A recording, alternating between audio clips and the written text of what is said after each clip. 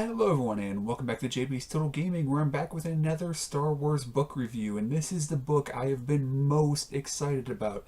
If you're a fan of the old canon, legends, whatever you want to call it, and the books in that, you have probably read Heir to the Empire, Dark Force Rising, and Last Command by Timothy Zahn, what is almost universally accepted as the best Star Wars books in the old canon. There are some others I really enjoyed. Actually, Courtship of Princess Leia technically happened first, and while it doesn't get a ton of praise, I really did enjoy it. But the Thrawn trilogy is just far and away the best, and it's often referred to as the Thrawn trilogy because of this guy, Grand Admiral Thrawn. Yes, I have a figure of him. That's how much I like him. And when I heard he was going to be part of the new canon, I was super excited about that. So, Thrawn, if you're not familiar, and we're going to get into some very, very mild spoilers, just overall what's going on in the story, but without really getting into spoilers. Maybe I'll do a very small section at the end, but if I do, I'll warn you about that before I do it, where we actually talk about what really happens in the book. But Thrawn is of the race that is known as Chiss. I mean, they're very distinctive with their blue skin, usually dark hair, red eyes. And they are a species who live in the very, very outer rims, right on the edge of unknown space. Now, they are a very tactical race, a very practical race. Basically, they very much value tactical thinking and things like that, and they tend to be very good at it, and they're definitely capable of warfare when they deem it necessary. And this is the story of Thrawn. He's often referred to as Grand Admiral Thrawn. That was his rank in the original Timothy Zahn trilogy, and in this book it is also written by the same author, which is another reason I was very much looking forward to it. Kind of tells the story of the Empire first coming across Thrawn and his rise to power. Now, the other main players in this book include Eli Vanto, who is kind of a backwaterish person, if you will. He has an accent that you might consider maybe a bit country, and not that I consider this a derogatory term, but kind of like, I don't know how to put it other than maybe redneckish. And as far as the Empire goes, being from, again, near the edge of space, he has basically a country sort of accent, and he isn't looked upon too well by core world Empire citizens, as obviously Thrawn is not also, because at this point, basically this book is set, it's set maybe between episode 3 and episode 4, or maybe right around the end of episode 3. It's basically before anybody knows about the Death Star is kind of the setting we're in, and Thrawn slowly is working his way up into the ranks of the Empire, and it's a story of Thrawn and Eli both being kind of misfits, but at the same time trying to succeed in training to be officers, and their adventures together, both facing some level of discrimination. There are some other major characters in the game. Someone simply known as Night Swan is kind of the adversary, and this book, I will say, is a bit of a Sherlock Holmes type book, where you have Sherlock, who is Thrawn, who obviously is very intelligent. You have Eli, who's kind of Watson, who is, more intelligent than you might think upon first meeting him, and definitely can be useful, but obviously not at the level of Thrawn just yet. And you have this Night Swan, who is kind of the Moriarty to Thrawn, or if you want to think about it the other way around, maybe the actually the Sherlock to Thrawn's Moriarty, depending on which perspective you're kind of rooting for, who you think is right in the story. And that is one thing I do want to point out as a big positive that this book does really well, is it's an interesting representation of the Empire, because most of the people in the Empire, I don't even want to say most, but a lot of people in power, they are petty. Many of them are racist. If you want to get speciesist, I guess would be the better term, where, they think of themselves as better. They don't want to admit any mistakes. They don't want people below them in rank showing them up and things like that, which causes a problem for Thrawn, who is really good at showing people up. Not even necessarily intentionally, but just he's really good at what he does. There's also a Rinda Price in this, And I bring that up because if you're a fan of Star Wars Rebels, you have seen Arenda Price, and this is also a story of her kind of rise to power as well. And lastly, one of the characters I want to mention is Wolf Yularen. And if you're a big fan of Star Wars, you may actually remember who I'm talking about, kind of the white-haired guy. He is an officer in the ISB that you may think of. Basically, is the secret police, the intelligence agency, the Imperial intelligence. And well, this is, in my opinion, a really interesting story because we see multiple sides of the Empire, and we see the Empire as something more complicated than we often see it in the films. Where in the films, it's mainly led by Palpatine and Darth Vader, who have these sometimes seeming almost just pure evil agendas, where not everyone in the Empire feels that way. There are people who believe its order and structure has value, and we've seen some of this in the other books as well, and particularly in the Aftermath book, where there was a character kind of fighting against another character who seemed to be, in her opinion, a little cuckoo and believed, I don't want to say in the good of the Empire, but that the Empire was actually good for the galaxy if it was run the way it should be. So, we see these people being speciesist or whatever you want to call it, but we see other people, maybe even surprising people, supporting Thrawn because they know he's best for the Empire and they're not really concerned about him being a different species or showing people up or things like that. And overall, I do think it is a pretty interesting story. So I do want to talk about what I think are the positives about this book. I think it does tell a pretty cool Sherlock-style tale. Now, it's not solving mysteries or whatnot, but obviously with a name like Night Swan, this guy is kind of hidden, and Thrawn and this guy are in constant battles to kind of one-up each other, figure each other out. And we do also have kind of just the rise of Thrawn at the Imperial Academy and things like that.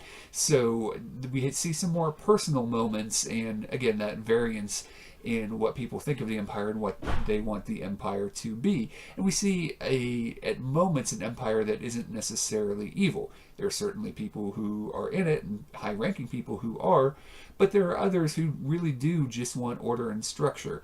And I thought it did a pretty good job of representing the Empire as a more complicated entity than some of the films do. And I'll just say, I really like this book a lot. However, I'm going to point out some potential flaws. Now, some of these things may bother you, they may not, but they're all things I wanted to at least bring up and mention them, and you can decide for yourself if that's something that would bother you. So, basically, this is a more condensed tale. It takes place over actually a fairly large period of time.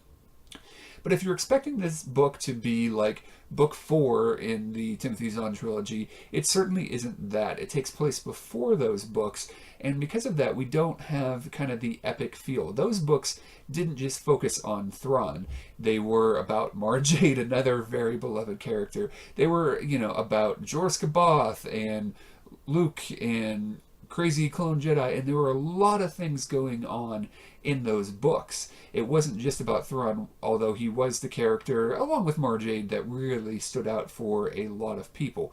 But this is, not as grand of a story, so keep that in mind. Now, it may interest you to have kind of a more personal tale, kind of a smaller scale tale, but I'm just warning you, don't expect it to be on the scale of the other books that focused on everything going on in the universe, while Thrawn was a Grand Admiral.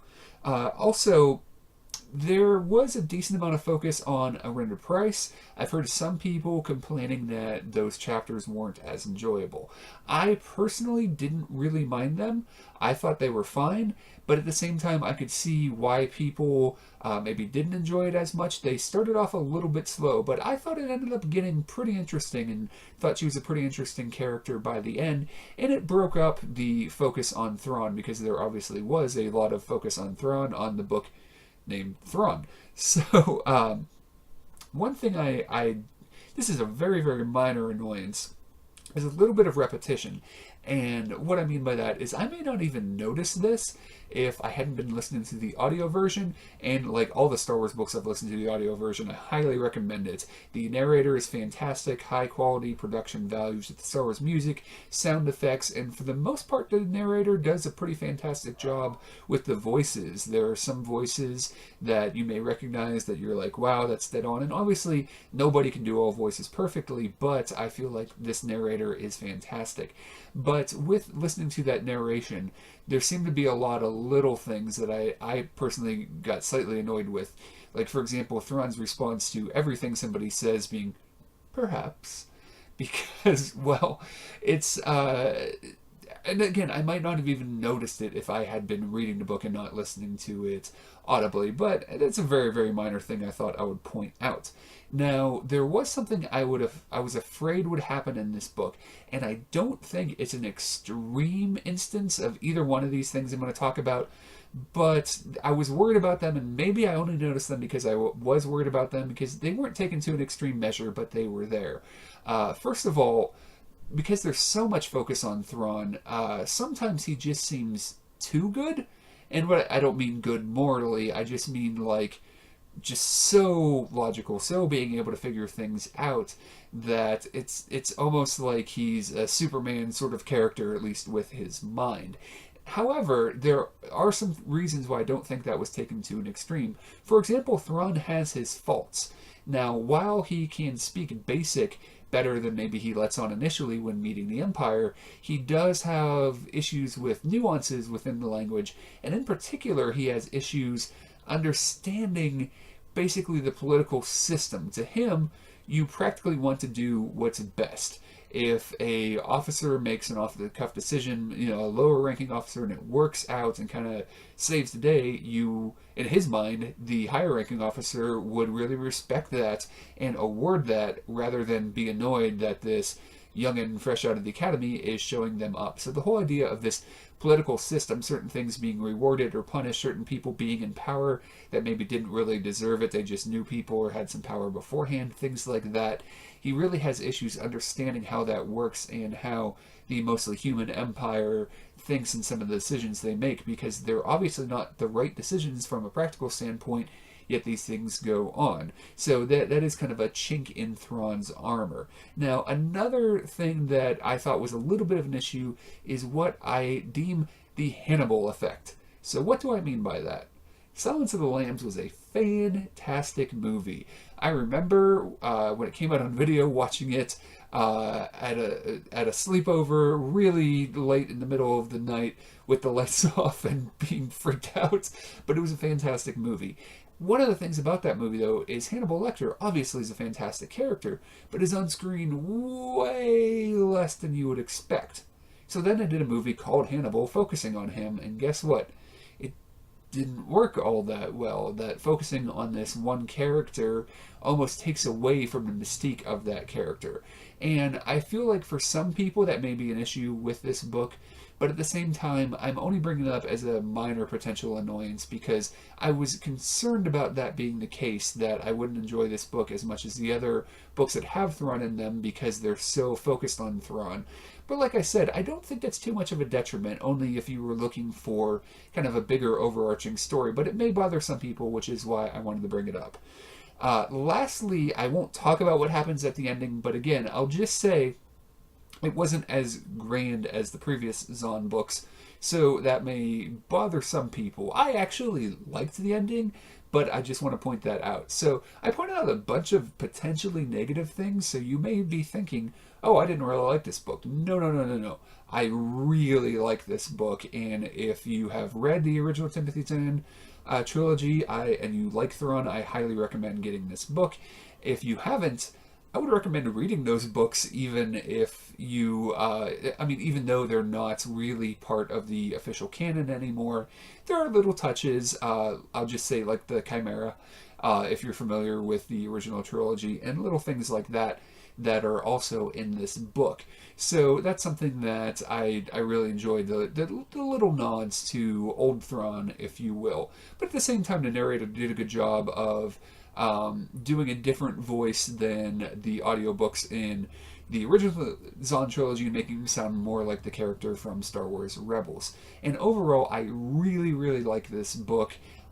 If you're okay with a little bit smaller scale, focusing mainly on Thrawn, and that's something that's not going to bother you too much, overall, despite being a bit like that Hannibal movie, I don't feel like it suffered as much as the movie did, and it's still a book that I highly recommend. Do I like it as much as the original trilogy? No.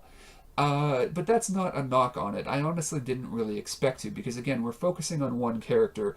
This was a bit like the, what was the the Tarkin book that was done as well, where we're focusing on one character. We don't go back quite as far, we don't get all that much history of Thrawn when he was younger, because, well, he hides that, and the Empire just came across him, and he said he had been exiled by his people.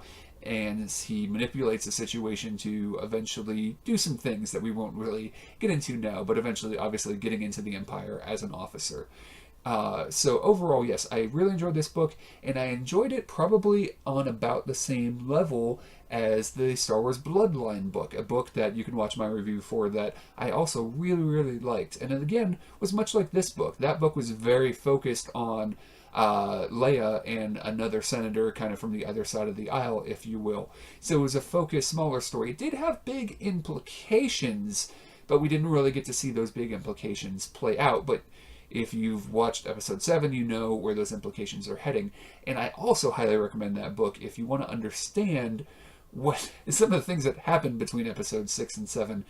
For example, why Leia isn't with the with the New Republic, and there's this other group that's like the Rebellion but isn't, and they don't explain it in the movie. This book helps explains why that happened.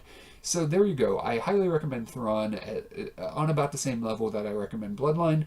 If you're not interested in Thrawn as a character, you haven't come across him before, you haven't seen Rebels, you haven't read the original trilogy, then this may not interest you all that much.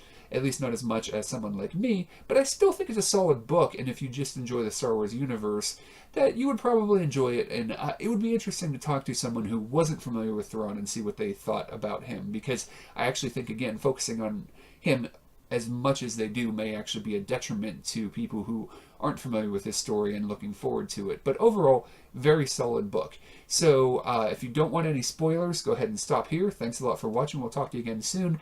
But I'm going to do just kind of a really, really brief description of what happened. So go away if you want to. In 3, 2, 1. Alright, so let's talk about this book. Now, this book doesn't have a lot of huge implications, but it kind of does. I am really, really hopeful that Thrawn is going to be in episode 8. They brought him back, and I highly doubt they brought him back just to be in Rebels. I'm really hoping he's in the next film, because he's such a great character. And the book starts with Thrawn talking about how he's been exiled by his own people for doing a preemptive strike. They just basically don't believe in doing that, while he thought it was necessary to do.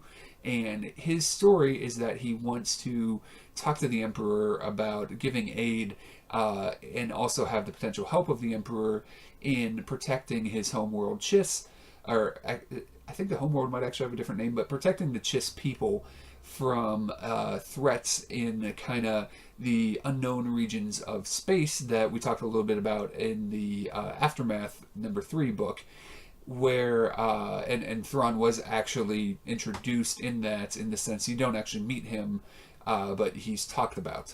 So now we get to learn about his story coming up. We eventually find out that he wasn't actually exiled. That was all a plan of Thrawn's. He knew that the Empire basically had to try to make contact with a new species.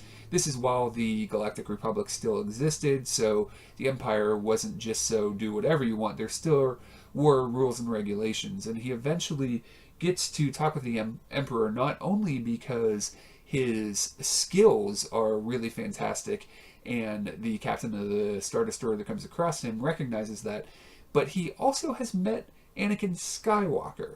Now, I get the impression he doesn't know that Anakin Skywalker's become Darth Vader. He believes Anakin is dead at this point, but I think that connection is going to potentially matter. It could matter in a lot of different ways I'm not going to speculate about, But basically, Thrawn helped General Skywalker at the time during the Clone Wars, and we'll see what that leads to, if it leads to anywhere. But I'm assuming it does, because that seems like a pretty big plot point to not go anywhere. And basically, Thrawn goes through and tries to, gain ranks and do whatever. And we're not going to get, I don't really see any point in getting into the details of nitty gritty, the one-upsmanship and things like that go on in the book.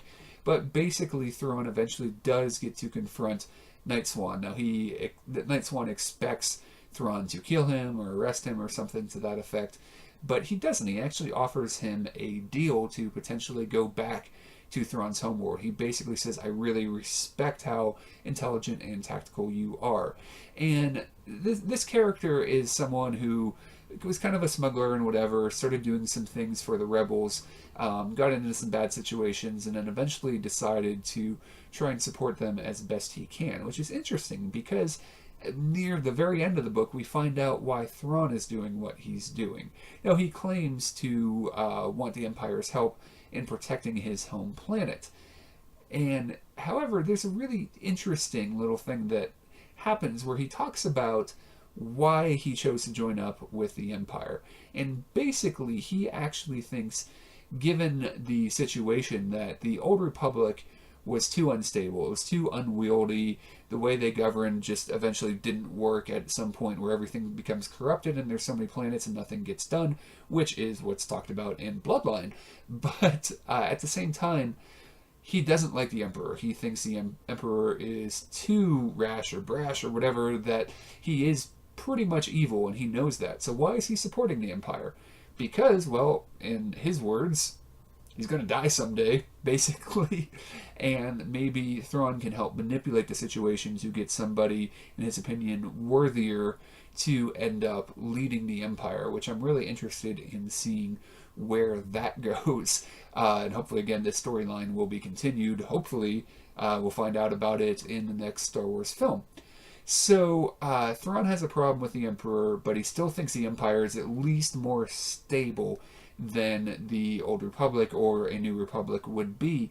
And also, Thrawn has an issue with the Death Star. He doesn't know exactly what it is yet, but he's able to figure out there is a bunch of resources that are going somewhere, and there's so many resources that he doesn't actually believe it's shipbuilding, because these resources seem to be hidden, and those would really be hidden, and the amount of resources being used, it leads him to believe this is a massive, massive project. And like other people in the Empire, as some other people have tried to point out, like, hey, maybe building one super giant thing isn't the best idea. So Thrawn eventually does find out a little bit about the Death Star and actually confronts the Emperor about it and basically says, I don't think this is a good idea. But it's kind of an interesting thing where he obviously is also concerned about it, not only because it could destabilize the Empire somewhat, throwing so many resources into one thing. What if that one thing is destroyed? Yeah, which, I'm pretty sure if you're watching a Star Wars book review, you know that happens twice. And then a bigger one, too. They really need to stop doing Death Star type stories. But anyways, at the same time, he's concerned about whatever this project is being a threat to his home planet, too.